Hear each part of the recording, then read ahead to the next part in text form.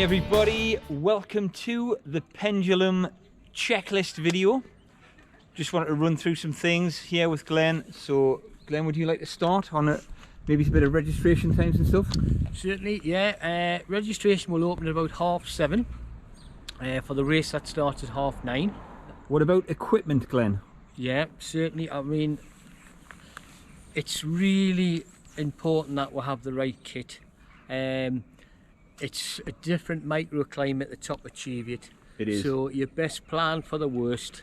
I think I'd just like to say that Lee was just up there a couple of days ago and it was very cold. It's all frozen on top, so Yeah. plan for that. We're not going to do a kit check, but you just need to be sensible, don't you? Undoubtedly, yeah. Carry your waterproofs. Yeah.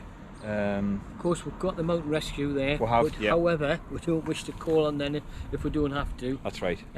Just important to carry the right gear, windproof, waterproof, better Whistle. Whistle, of course, just to be safe, Yeah. and comfortable. Emergency blanket. Yeah. And it's obviously been very wet up there recently, so get your mud clothes on. So Glenn's just mentioned we're going to have the mountain rescue there. We're also going to have our marshals there. You'll be able to spot them. They'll be wearing our light blue tabard tops, so you'll be able to spot those. We'll have marshals on the course and on top of the peaks.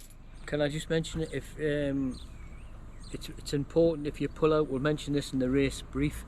If you get to see the top of Cheviot, you come back and you find it's too much, you've got to inform us. You've pulled out. You don't go to your car and drive off home. We need to do a head count each time. Because we'll be looking for you. Yes, yes. Now, on site, we're going to have a few little stalls, aren't we? Yes, we are. Bit of an event village, if you like. Yeah. Yeah. So we've got Summit Crazy coming with clothing. We have our event t-shirts, they'll be there as well as Summit Crazy's equipment. We've got our beer. Yes. Which I think Glenn and Lee are looking forward to. We'll man that. If you want to find us, that's where we'll be. So you'll be able to buy your Pendulum Pilsner. And we've also got some food and snacks available, haven't we, Glenn? We have indeed. We've got some catering on as well, where there'll be a variety of sandwiches, a variety of pies and stuff. Right. Because I'm sure you would have worked out a bit of hunger and thirst after that event. But you must bring cash. Good point. There's no signal in the valley. Yeah. If you bring your credit card or your phone and expect to pay, you won't be able to buy it. So That's a good bring cash. The final thing, really important, is the parking.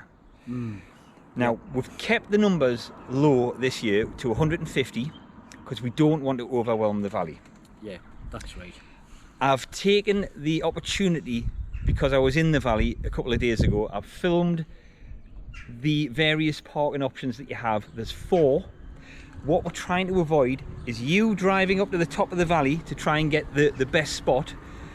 The best spot being full and you coming back and causing a backlog.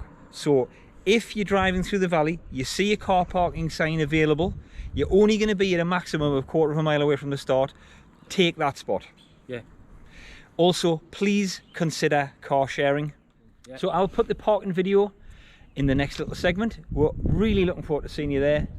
And anything you want to finish with, Glenn? Hopefully the weather won't be as bad as last time. Yeah.